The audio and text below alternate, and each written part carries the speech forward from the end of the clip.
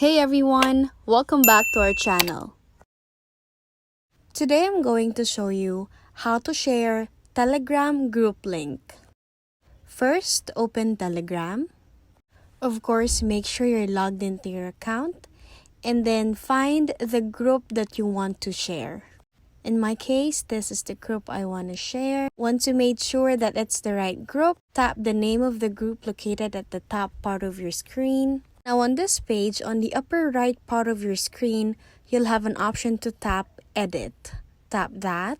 And then from here, you'll see Invite Links. That's where we will get the link, so tap that.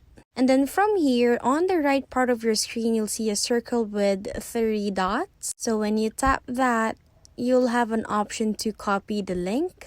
Once you copy the link, you may paste it to any social media platforms or how you want to share this link. Also, you'll have an option in here to get a QR code. So when you tap Get QR Code, it will give you a QR code that you can scan or your friends can scan.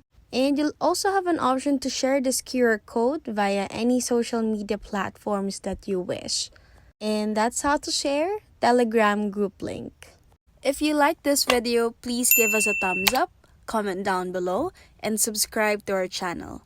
Thank you for watching.